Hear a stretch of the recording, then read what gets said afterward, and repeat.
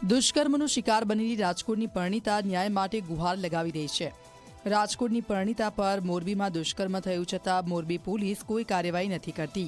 મોરબીના ટંકારાની નાસા સ્કૂલના સંચાલક વિજય ભાડેજા, શનાળાના નાઇટ લાઇફ કાફેના માલિક મિતેશ ભટ્ટ અને અક્ષર હોમ ડેકોરના માલિક જયદીપ ડાભીએ કેફી પીણું પીવડાવીને દુષ્કર્મ આચર્યું હોવાનું પીડિતાએ આરોપ લગાવ્યો છે।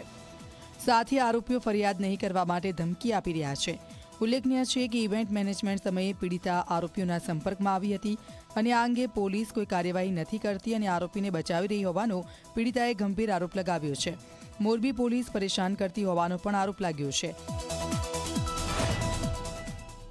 મારે સલૂન છે અને ઇવેન્ટ મેનેજમેન્ટનું કામ કરું છું। ઇવેન્ટ મેનેજમેન્ટમાં જયદીપભાઈ ડાભી અક્ષર હોમ ડેકોરવાળા મારા સંપર્કમાં આવ્યા હતા। તો ભવ્ય હોટલમાં પાર્ટી અરેન્જમેન્ટ કરી હતી। ત્યારે મારા ફેમિલીમાંથી મારા હસબન્ડ અને મારી દીકરી પણ હતા। મારી દીકરીને સવારે સ્કૂલ નહીં હતી તો એ વહેલા વયા ગયા। પછી રાત્રે લેટ થઈ ગયું તો જયદીપભાઈ એમ કીધું, ત્યારે મિતેશભાઈ હાજર હતા કે બેન મોડું થઈ ગયું છે તો આપણે એમ કે મૂકી જાય છે તમને ગાડીમાં, ખોટું બાઇક લઈને જવું નહીં। કંઈક બહારથી ઠંડુ લઈ આવ્યા હતા, થમ્સઅપની બોટલ હતી 10 વાળી નાની। હવે એમાં શું હોય શું નહીં ખબર નથી કે બેન તમે લ્યો પીવો તમે।